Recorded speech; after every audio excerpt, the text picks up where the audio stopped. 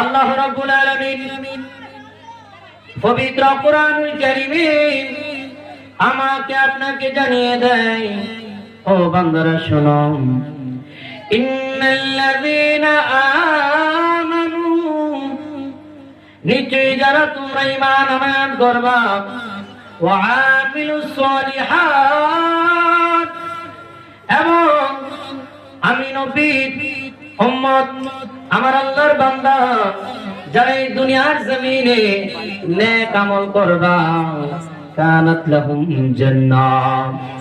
আবার অন্য জায়গায় বলেছে কানাত লাহুম জান্নাতুল ফিরদাউসি নুজুলা। আমার আল্লাহ রাব্বুল আলামিন নেক আমল করনেওয়ালা বান্দাদের জন্য জান্নাতুল ফিরদাউস দান করবে। আমাকে নেক আমল সম্পর্কে বলার জন্য বলা হয়েছে। মুআজ্জিজ মুকাররম এই আজকে মাহফিল করলো কবরবাসীদের স্মরণে, ঈদ মিলাদুন নবী সাল্লাল্লাহু আলাইহি ওয়াসাল্লাম উদযাপন উপলক্ষে আজকের এই মাহফিল যারা করেছে এটা নিশ্চয়ই নেক আমল, নেক কাজ। এই মজলিসের মধ্যে আসলে কি হবে? জিকির হবে, কোরআনুল কারীমের তেলাওয়াত হবে, আল্লাহর প্রশংসা করা হবে, আমার নবীর প্রশংসা করা হবে, আউলিয়া কেরামের শান-মান বলা হবে, মানুষকে গোমরাহি থেকে নেকের কাজের দিকে, আল্লাহর জান্নাতের দিকে আসার আহ্বান করা হবে। সেই জন্য আজকে মাহফিল সাজিয়েছে। ইচ্ছা করলে আমার এই বকৌল বাড়ির যুবক ভাইরা, মিয়াজি বাড়ি সংলগ্ন আজকের এই বাইতুল আমান জামে মসজিদ মাঠে তারা নাচ গানের আসর দিতে পারত, তারা অন্যায় কাজ করতে পারত, কিন্তু এগুলা না করে তারা ভালো আমলের কাজ আয়োজন করলাম।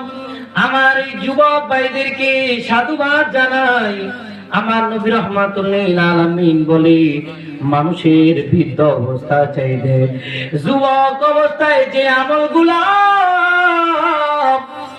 আমার আল্লাহর দরবারে করে, আমার আল্লাহর কাছে যুবকের আমল সবচেয়ে প্রিয়। জোরে বলুন সুবহানাল্লাহ। বৃদ্ধ বয়সের আমলের চাইতে যুবক বয়সের আমল আমার আল্লাহর কাছে প্রিয়।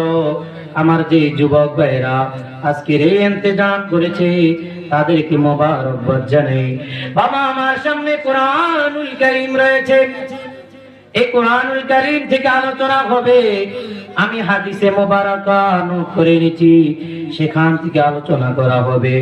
নেক আমল সম্পর্কে বলা হয়েছে, বলার জন্য নেক আমলের কথাই বলবো। আপনারা শুনতে রাজি আছেন না নাই? যারা বাজারে আছেন, দোকান পাটে আছেন, আমার নবী বলেন আহাব্বুল বিলাদি ইলাল্লাহ মাসাজিদুহা ওয়া মাজলিসুল উলামা। এই দুনিয়ার জমিনে শ্রেষ্ঠ দুই জায়গার নাম, একটা হচ্ছে মসজিদ, আরেকটা হচ্ছে উলামায়ে কেরামের মজলিস। জোরে বলুন সুবহানাল্লাহ। আজকের এটা হচ্ছে উলামায়ে কেরামের মজলিস, আর মসজিদ হচ্ছে শ্রেষ্ঠ। ওয়া মুগাদুল বিলাদি ইলাল্লাহ,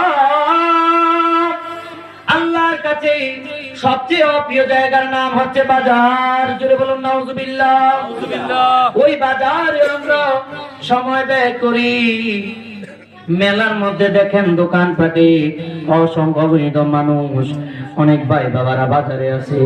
এই যে গত কিছুদিন আগে আপনাদের এই মসজিদের মুসল্লি আলী আক্কাস সাহেব চলে গিয়েছে, ইচ্ছা করলেও কবর থেকে এই মাহফিলে আসতে পারবে না। আর আপনি বৃদ্ধ হয়ে, যুবক হয়ে আজ কিভাবে সুস্থ থেকে, জীবিত থেকে বাসায় কিভাবে ঘুমান? অন্ধকার কবরে গেলে আপনার আর নেক আমলের সুযোগ হবে না।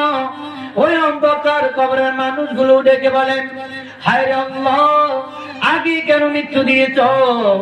একটু উলামায়ে কেরামের মজলিসে এসে যদি তওবা করে আজ অন্ধকার কবরে আসতাম, আমার কত উপকার হতো, আমার কত ভালো হতো। আল্লাহ, এত আগে মরণ দিয়েছে কেন আফসোস করে? আর যারা হায়াত পেয়েছে সুস্থ আছে তারা বাজারে ঘুরে, আল্লাহর নাফরমান বান্দা। আল্লাহ বলে বান্দা যখন আমার শুকরিয়া আদায় করে না,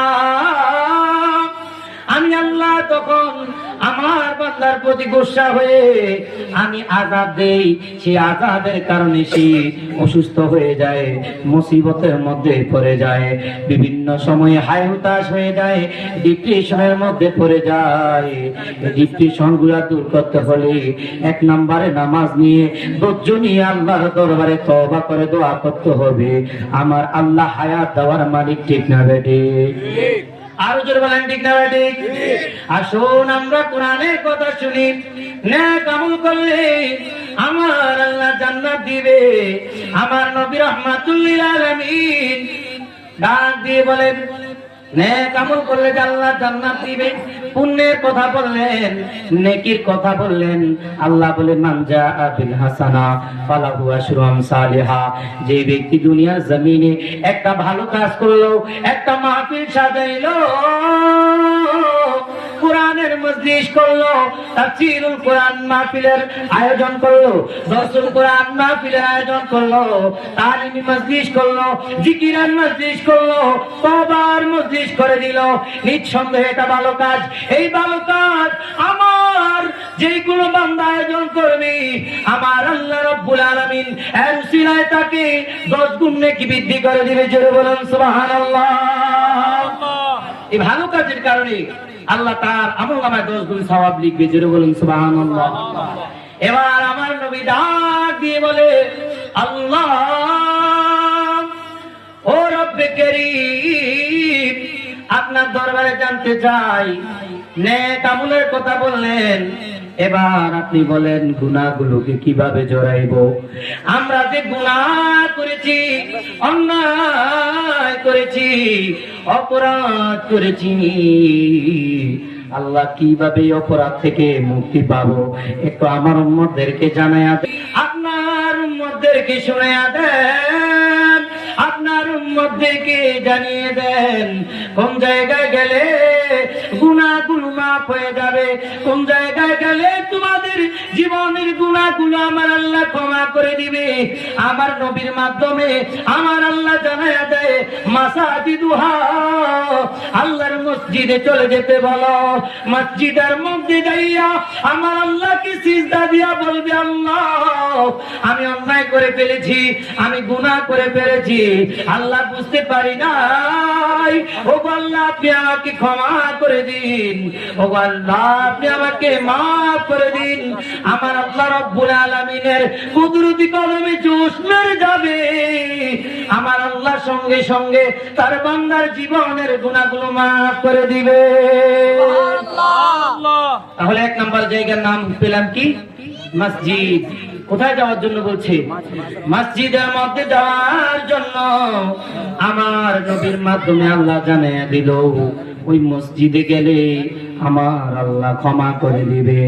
আহাব্বুল বিলাদি ইলাল্লাহ মাসাজিদুহা, আল্লাহর পছন্দনীয় জায়গার নাম হলো মসজিদ। ওই মসজিদের দুলাবালি, দুলাকণা যদি কারো কপালের মধ্যে লেগে থাকে, আমার আল্লাহ বলে, লাকাদ খলাকনাল ইনসানা ফি আহসানি তাকওয়িম। আমি আল্লাহ উত্তম অবয়ব দিয়ে, উত্তম ভাবে খলাকতু বিয়াদিয়া, আমি আল্লাহ নিজ হাত দ্বারা মানুষের চেহারাটাকে বানিয়েছি। ওই চেহারার সৌন্দর্যে অনেকে মেকআপ করে, অনেকে অনেক কিছু করে। আমার আল্লাহ বলে, ওই সুন্দর চেহারাটাকে যখন আমি আল্লাহর কুদরতি কদমে ঝুঁকাইয়া দেয়, মসজিদের বালুগুলো যখন তার চোখ মুখ নাকের মধ্যে লেগে যায়, ওই ধুলাবালি যখন যতক্ষণ পর্যন্ত তার শরীরের মধ্যে থাকবে, ততক্ষণ পর্যন্ত আমার আল্লাহর রহমত ওই সিজদা দেওয়ানেওয়ালা বান্দার আমলনামায় আমার আল্লাহ নেক লিখে থাকে। আল্লাহর রহমত ততক্ষণ পর্যন্ত তার উপর নাযিল হতে থাকে। আমার নবী বলে 1 নাম্বার হচ্ছে মসজিদ। ওই মসজিদে যাইয়া আল্লাহর দরবারে ক্ষমা চাও, সিজদা দিয়া বল, আল্লাহ আমি গুনাহ করেছি, আমার আল্লাহ তার জীবনের গুনাহ মাফ করে দিবে। জোরে বলুন সুবহানাল্লাহ। তারপরে বলে আল্লাহ 2 নম্বরে কি? আমার আল্লাহ বলে ওয়া মাজলিসুল উলামা ওয়া মাজলিসুজ যাকিরিন। জোরে বলুন সুবহানাল্লাহ। আমার আল্লাহ নবীর মাধ্যমে জানিয়ে দেয়, নবী গো, এই দুনিয়ার জমিনে গুনাহগুলো মাফ করার একমাত্র জায়গা, ওই জায়গার নাম হলো উলামায়ে কেরামের মজলিস, ওয়াজ মাহফিল।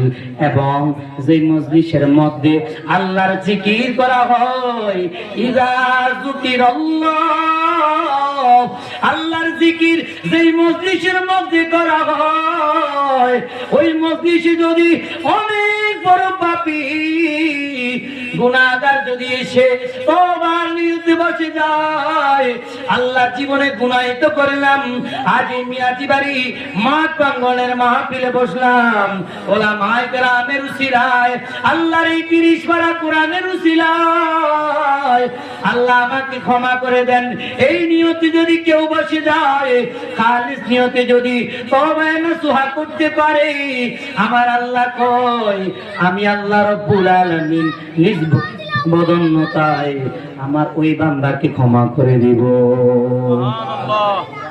আজকের এই মজলিসের দাম আছে না নাই? আরো জোরে বলেন আছে না নাই? আপনারা অনেক ভাগ্যবান যারা এসেছেন, আল্লাহ আপনাদেরকে কবুল করুক, সবাই বলেন আমিন। তারপর আমার নবী বলেন, উম্মতে মুহাম্মাদীকে কি মর্যাদা আমি দিয়েছি, আমার আল্লাহ কি মর্যাদা দিয়েছে উম্মতে মুহাম্মাদীকে। আমার নবী বলে তারপরে কি? আর যে ব্যক্তির মা বাবা জীবিত আছে, হৃদয় রব্বি ফি হৃদল ওয়ালিদাইন ওয়া সাকাতুর রব্বি ফি সাকাতিল ওয়ালিদাইন। এই দুনিয়ার জমিনে যেই ব্যক্তি তার মা বাবার খেদমত করলো, মা বাবার খেদমতের মাধ্যমে আল্লাহর সন্তুষ্টি অর্জন করলো, ওই ব্যক্তির আমলগুলো আমার আল্লাহর দরবারে অনেক প্রিয়। এই আমলগুলোর মাধ্যমে, বাবা মার খেদমতের মাধ্যমে আমার আল্লাহ রব্বুল আলামিন তার জীবনের গুনাহগুলো মাফ করে দিবে। জোরে বলুন সুবহানাল্লাহ। তারপরে আমার নবী ডাক দিয়ে বলে, আল্লাহ ও আল্লাহ আপনি জানাইয়া দেন এরপরে কি আর আসেনি, যেই জায়গায় গেলে গুনাহ মাফ হয়ে যাবে, গুনাহগুলোকে আল্লাহ ক্ষমা করে দিবে।